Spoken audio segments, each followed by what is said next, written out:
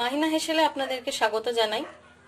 আজকে যে রান্নাটা আমি করব সেটা হলো চট জলদি সুজির রসগোল্লা।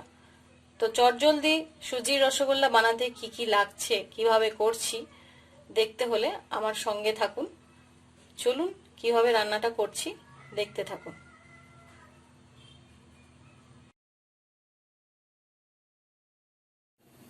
প্রথমে আমি কড়াইটা বসিয়ে দিয়েছি, কড়াইটা গরম হয়ে গেছে।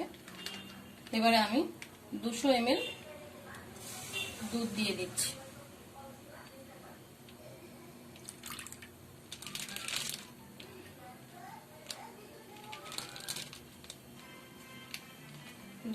দুধ দিয়ে দিলাম। এর মধ্যেই আমি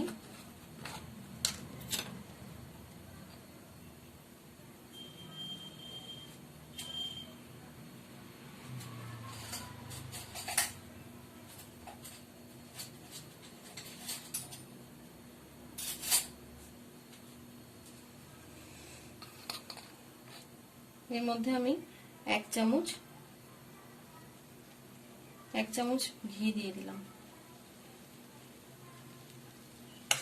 ঘিটা দিয়ে নাড়িয়ে দিতে হবে। এবারে দুধটাকে জাল দিতে হবে। দুধটা ফুটে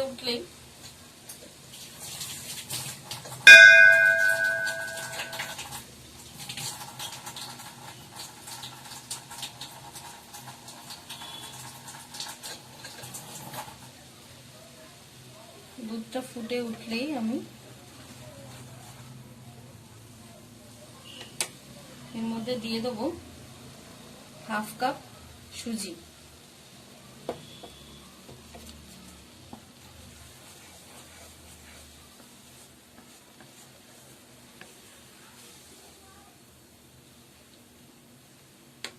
সুজিটা এমন করে দেবেন, আমি ঠিক যেভাবে দিচ্ছি সেভাবে দেওয়ার চেষ্টা করবেন। সুজিটা একবারে ঢেলে দেবেন না, তাহলে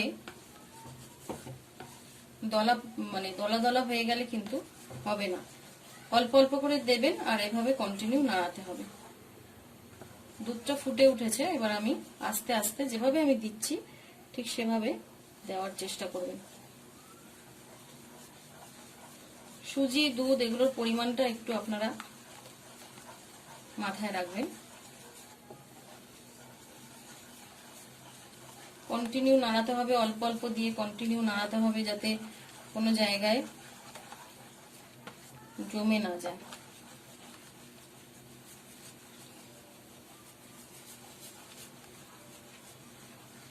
আমি ঠিক যেভাবে করছি সেভাবে করলে কোনো অসুবিধা হবে না।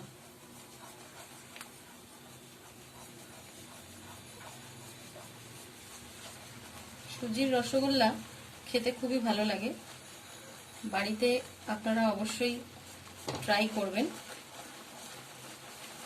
আস্তে আস্তে আস্তে আস্তে দিতে হবে।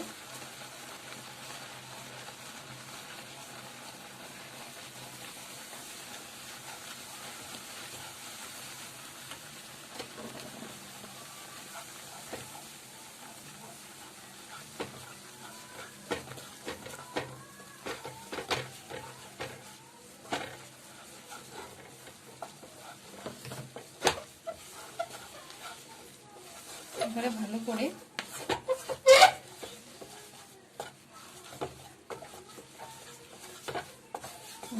এভাবে নাড়াচাড়া করে যখন বুঝবেন যে এভাবে সব এক জায়গায় চলে আসছে সুজিটা, তখন বুঝবেন যে আপনার এই সুজির মন্ডটা তৈরি হয়ে গেছে।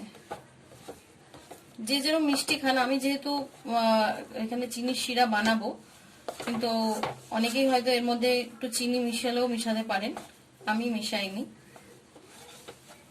দুধটা যখন ঘন হয়ে আসবে, জাল হয়ে আসবে, তখন পরিমাণ মতো চিনিও এর সঙ্গে অ্যাড করতে পারেন। যেহেতু আমি শিরায় এগুলো বল করে করে দেব, তার জন্য আমি আর দিলাম না চিনি এর মধ্যে। এবারে একটা প্লেটের মধ্যে, গ্যাস বন্ধ করে দিয়েছি, এবার একটা প্লেটের মধ্যে ঢেলে নেব।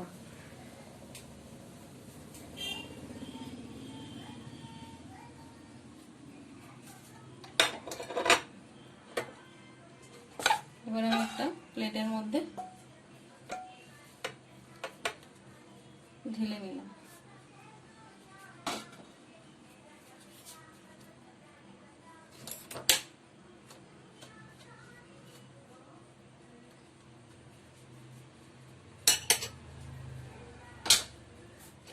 প্লেটের মধ্যে ঢেলে নিয়েছি। প্লেটের মধ্যে আমি সুজিটাকে ঢেলে নিয়েছি। এবার আমি 10 মিনিটের জন্য চাপা দিয়ে রাখলাম। 10 মিনিট পর আমি এটাকে হাতে ঘি দিয়ে গোল গোল করে আমি বানিয়ে নেব।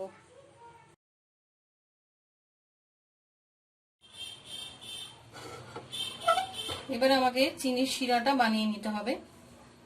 এখানে আমি হাফ বাটির মতো চিনি নিয়েছি, তার মধ্যে 2 বাটির মতো জল নিয়ে নিতে হবে।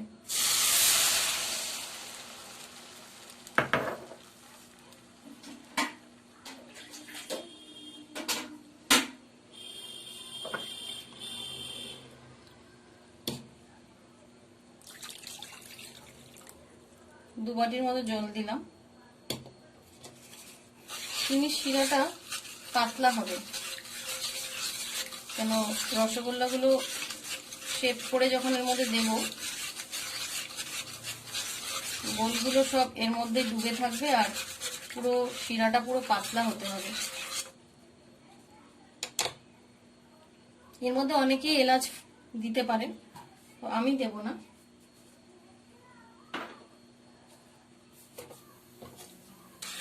চিনির শিরাটা ফুটে গেলে আমি এর মধ্যে তৈরি করে নেওয়া সুজির বলগুলোকে দিয়ে দেবো। এটা যতক্ষণ হতে থাক ততক্ষণ আমি সুজির বলগুলো কিভাবে তৈরি করছি দেখিয়ে দিই।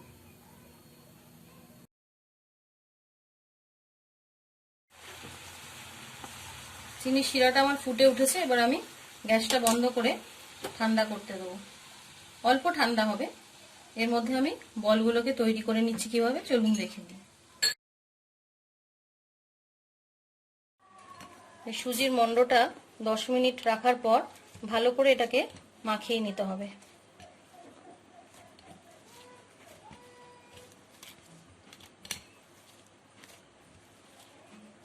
খানিকক্ষণ মাখার পর হাতে সামান্য একটু ঘি নিয়ে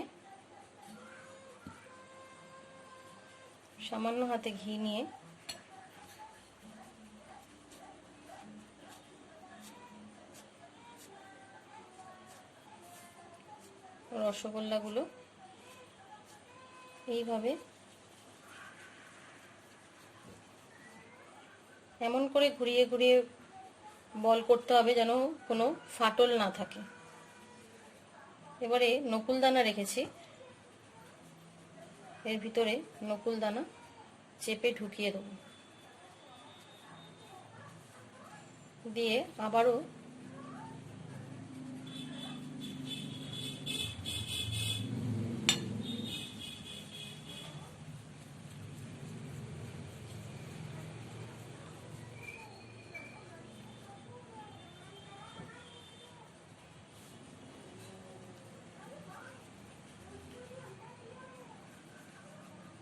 এইভাবে প্রত্যেকটা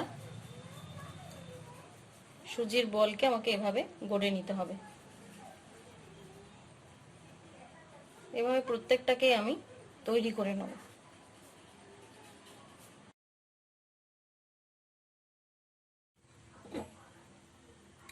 সুজির বলগুলো আমি হাতে সুন্দর করে গড়ে নিয়েছি। এবার আমি এই চিনির শিরাটার মধ্যে, এটা তো অলরেডি আগে ফুটেই গিয়েছিল, এখন আবার আমি গ্যাসটাকে অন করে দিয়েছি। এবারে আস্তে আস্তে খুব সাবধানে বলগুলোকে এর মধ্যে দিয়ে দিতে হবে।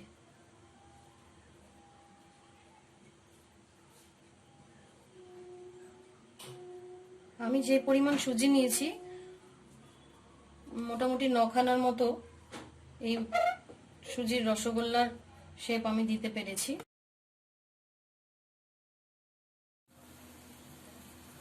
এবারে একটু 5 মিনিটের জন্য চাপা দিয়ে দেবো। 5 মিনিট পরে আমি আবার ফিরে আসছি।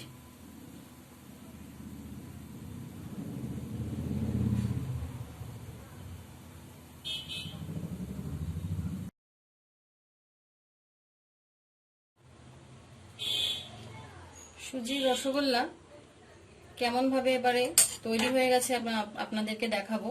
আমি কিন্তু এখানে ঢাকনার মধ্যে একটা কাগজকে সরু করে ঢুকিয়ে দিয়েছি যাতে ভাপটা না বেরিয়ে যায়।